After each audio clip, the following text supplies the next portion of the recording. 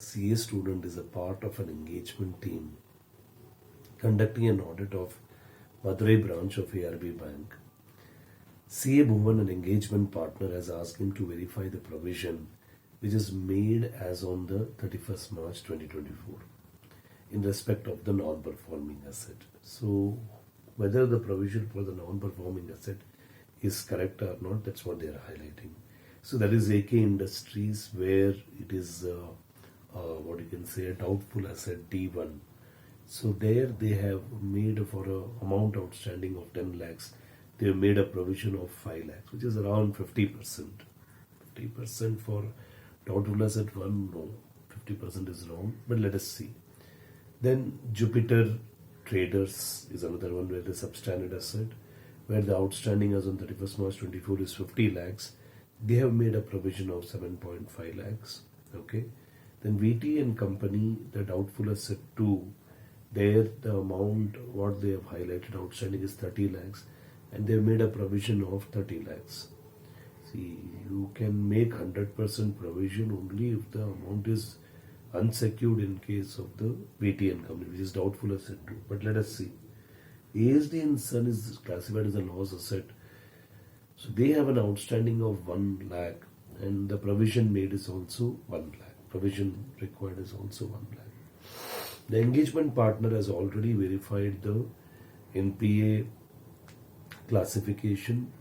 The outstanding amount as on 31st March 24 relating to each NPA account listed above are fully secured. They are fully secured. That's the thing here. So it is fully secured and that's the thing here. So now, however, so except ASD and company, all are fully secured. Okay.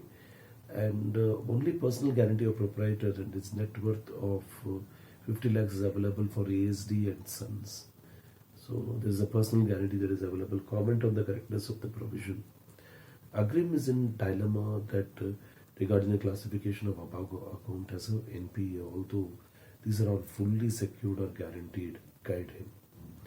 Now, if you talk about provisions for non-performing asset, see, for the purpose of provisioning, the assets are classified into what you can say 4 types actually. 4 types are the classified only for the purpose of what you can say provisioning. So first thing, you have a standard asset where we make a provisioning of 0.4%. It's a performing asset and that's a standard asset.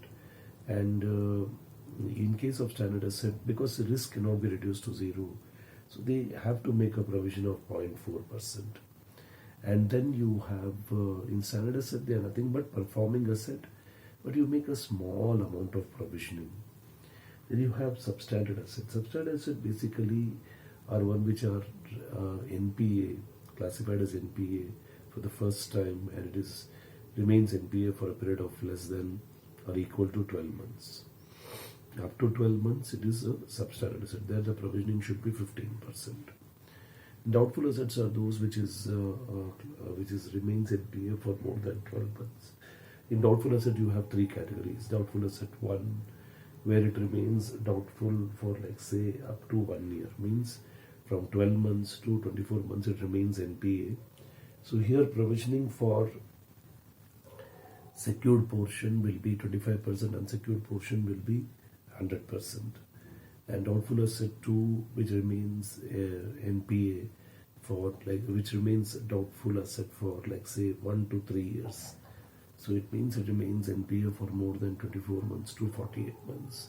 Secured portion provisioning will be 40%, unsecured portion will be 100%.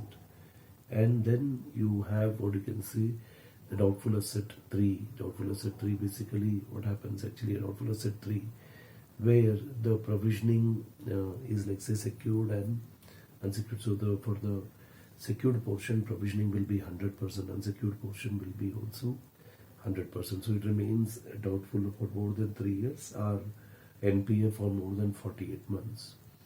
And loss asset, which is one which is recognized as a loss asset by the internal inspection team, by the statutory auditor, by the concurrent auditor, they classify as what you can say the doubtful asset category 3.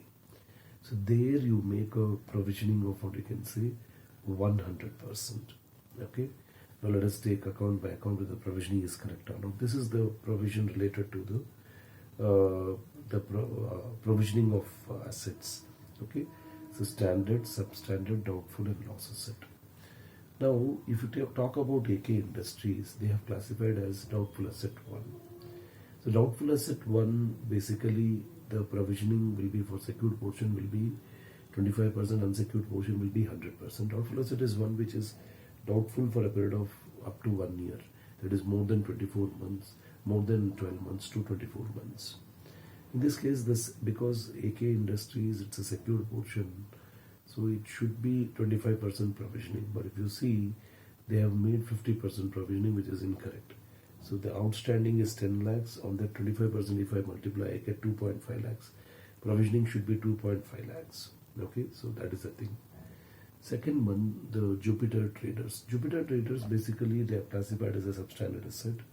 So there you have outstanding of 50 lakhs. On that you have taken 15%. So it becomes what you can say 7.5 lakhs.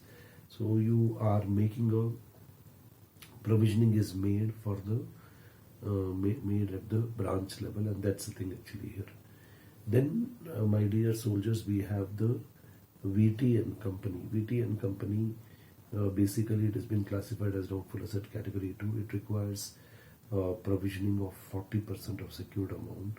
So this provision, basically what happens here, so its amount outstanding is 30 lakhs. So because it's a secured item, so you should not multiply 100%, but rather it should be 40%. So the provisioning should be what you can say the 12 lakhs and not 30 lakhs. So VT and Company provision is wrong, whereas Jupiter Traders it is correct. And then ASD and Company, which is classified as a loss asset, outstanding is 1 lakh and they have made a provision of 1 lakh for loss asset. That classification is absolutely correct, no issue. So the classification of NPA should be based on the record of recovery. So if it is outstanding for more than 90 days, it becomes NPA.